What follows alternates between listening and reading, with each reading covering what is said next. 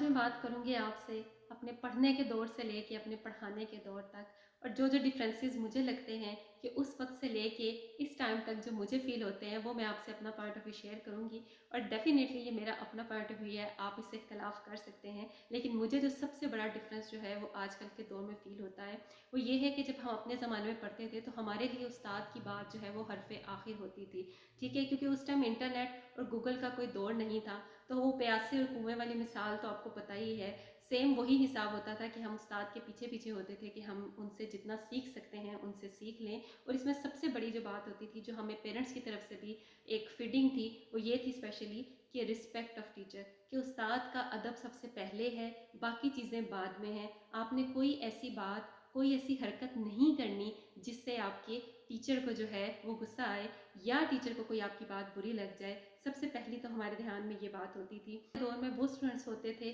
जो उस्ताद की डांट पे बहुत खुश होकर सुन लेते थे, वह है। और अब का दौर है, जब मैं पढ़ा रही हूँ तो मेरे लिए कम अज़ कम सूरत हाल जो वैसी ही है कि अब के जो स्टूडेंट्स हैं उनकी सेल्फ रिस्पेक्ट इतनी ज़्यादा हो चुकी है कि टीचर को हर बात बहुत संभल संभल के करनी पड़ती है कि खुदा ना खास्ता कोई बात बच्चे को हर्ट ना कर जाए। हालांकि ऐसा नहीं होना चाहिए, लेकिन हमारी जनरेशन जो है वो इमोशनली इतनी वीक होती जा रही है कि वो क्या समझते हैं, कि वो ये समझते हैं कि हमारी सेल्फ रिस्पेक्ट तो है वो टीचर की बात से, या टीचर की जो हमारी बात फेवर में भी होगी उसमें भी उनकी सेल्फ रिस्पेक्ट हर्ट हो जाती है। तो हमें बहुत अदब तरीके से बात करनी पड़ती है उनसे आज भी। तो मैं ये समझती हूँ कि जो पढ़ाने वाला दौर था और जो पढ़ने वाला दौर था, हम तो अभी तक उसमें रहते हुए बादब ही चल रहे हैं कि दाना हास्ता कोई ऐसी बात ना हो जाए जिससे हमारे स्टूडेंट्स की सेल्फ रिस्पेक्ट हर्ट हो जाए।